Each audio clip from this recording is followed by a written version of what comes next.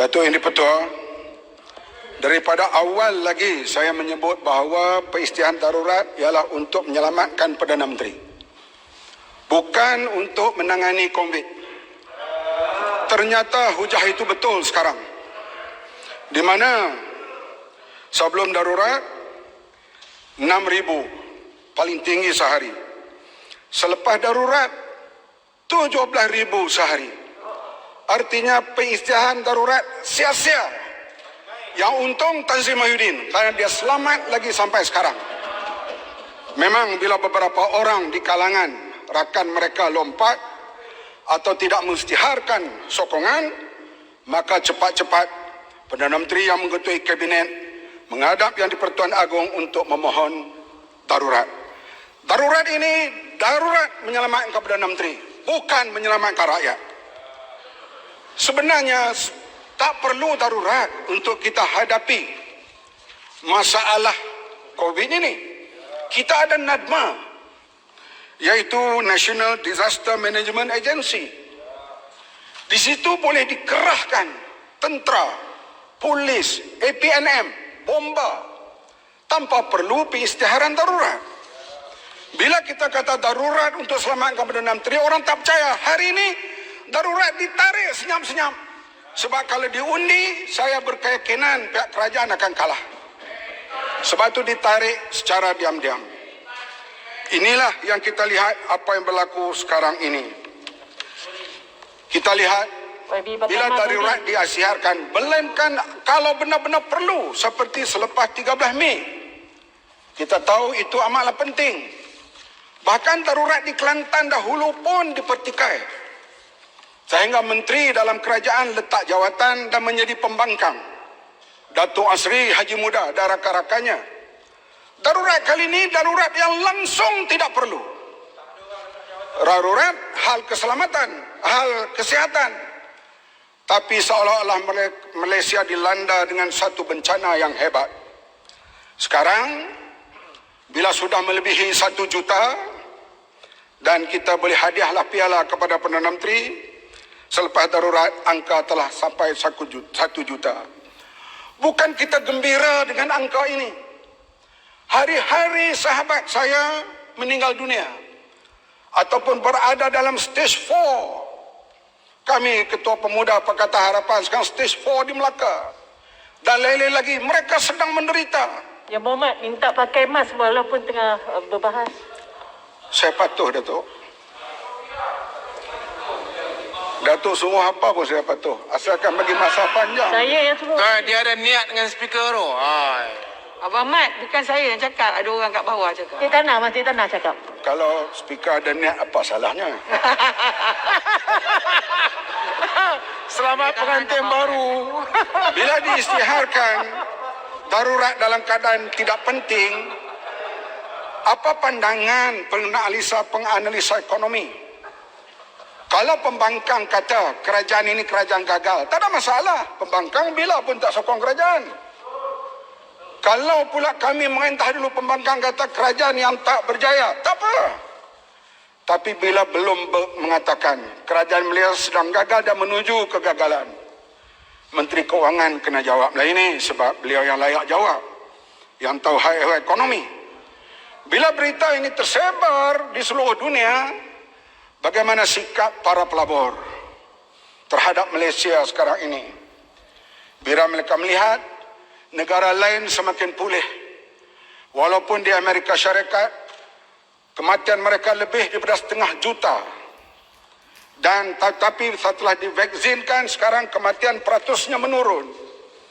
India satu ketika sampai 400,000 satu hari, sekarang di sekitar 40,000. 40,000 di India yang penduduk 1,4 bilion, jauh Malaysia lebih tinggi. Malaysia ni semua nak jadi Johan. COVID pun nak jadi Johan. Jadilah Johan dalam badminton, renang yang sedang berlangsung di Tokyo sekarang. COVID pun nak jadi Johan. Soalnya diulang perkara yang sama setiap hari. Misalnya kita lihat, kita tak faham MCO ini. Saya dengan isteri saya bukan takat makan sekali, tidur sekali. Tapi bila pergi ke restoran, tak boleh duduk sekali. Pelik. Jadi MCO ini nak jaga siapa? Tak diberi taklimat kepada pihak polis dengan betul barangkali. Orang yang sedang memancing di tengah sawah, tak pakai mask, ditangkap dan didenda. Sedangkan banyak makhluk kayangan terlepas ataupun didenda dengan begitu rendah. Pesta makan durian berlaku di zaman MCO ini. Kalaulah orang kampung yang buat, bagaimana mereka nak melepasi ini semua? Sebab itulah kita lihat, dah kita ulang sebut itu betul, sehingga baginda yang di-Pertuan Agong dan Raja-Raja Melayu melihat politik disalahgunakan untuk menyelamatkan. Sekarang kita ada 2 Perdana Menteri. Di sini nama dia Mahyudin, di bajunya Mahyudin.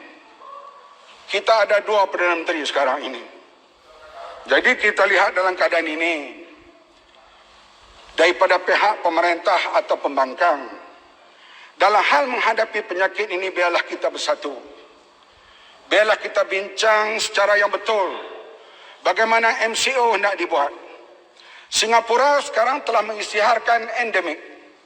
Artinya mereka hidup dalam suasana pandemik ini. Setelah divaksin, mereka boleh pergi ke kedai, mereka boleh pergi ke mana-mana. Hanyalah mengikut peraturan-peraturan yang disediakan. Kita di sini, Perdana Menteri kata setelah disuntik vaksin 2 kali, boleh pergi ke sana, kemari, ke sana, kemari. Bohong. Tak malu bercakap bohong setiap hari. Ini yang kita heran. Yang pentingnya kerana saudara ahli parlimen di sana nak selamatkan Perdana Menteri, negara menjadi menderita. Apa perlu kita? Kenapa kita tak boleh korbankan seorang untuk selamatkan Malaysia ini? Kita tak boleh berada dalam keadaan begini. Duk nafi dan kita, menteri-menteri kita bolehlah berjalan dengan mudah ke luar negara, terutama di Timur Tengah. Sebab di sana demokrasi pun tak berjalan. Tapi kalau ke negara Eropah, kita lihatlah laman-laman web menteri dibelasah, dihantam. Karena di sana mereka amat mementingkan demokrasi. Kita lihat di UK, Datuk Pengurusi, Datuk Speaker, bercium bukan salah, tak cium salah. Kalau bertemu lelaki perempuan dalam umur yang dewasa. Tapi Menteri Kesihatannya letak jawatan. Bukan salah bercium, salah kena langgar SOP. Sini cakaplah apa-apa. Apa tu Spanish fly ke apa, tak ada masalah. Sebab di Malaysia ini bebas. Menteri-menteri ini seolah-olah maksum. Mereka boleh buat apa saja dan rakyat melihat, rakyat menderita. Rakyat sekarang sudah hilang ingatan pada. Sudah membunuh diri, bukan main-main. Mana ada zaman saya membesar dulu dengar orang Melayu bunuh diri. Itu Menteri Agama. Sekarang orang Melayu, orang Islam dah mula bunuh diri. Bahkan mengatasi kaum yang lain. Ini bermakna suasana dah cukup panik. Tapi kita di sini datang minta kuasa, datang minta tambahan, buat darurat. Sedangkan darurat membawa kegagalan. Kalau tidak, saya kata tadi, raja-raja tidak mengambil sikap yang sebegini rupa. Kita tidak mau sampai bila-bila pun yang di-Pertuan Agong dan Raja-Raja Melayu campur dalam hal ehwal urusan parlimen. Tetapi mereka terpaksa campur kali ini kerana ada Perdana Menteri yang ketegak dan degil, tak mau berhenti walaupun tak cukup sokongan. Ya, kita boleh berbelanja berbilion, boleh lulus berbilion ringgit lagi, tapi kalau keadaan sebegini rupa, kita nampak kita akan hadapi masalah lebih besar. Sebab itulah kita harap boleh buat perubahan. Memang kerajaan PH dulu dikatakan gagal, tak pandai mengentah. Tak apa. Tunggu pilihan raya, hukum kerajaan PH. Bukan curi di tengah jalan. Bila curi di tengah jalan, ini tidak ikut prosedur parliamentary demokrasi. Kerajaan yang ditegakkan tidak stabil sampai bila-bila. Ya, boleh main sekarang sampai pilihan raya akan datang. 2023. Saya yakin kerajaan ini tidak akan stabil. Karena diambil secara Sheraton move ataupun langkah syaitan. Terima kasih.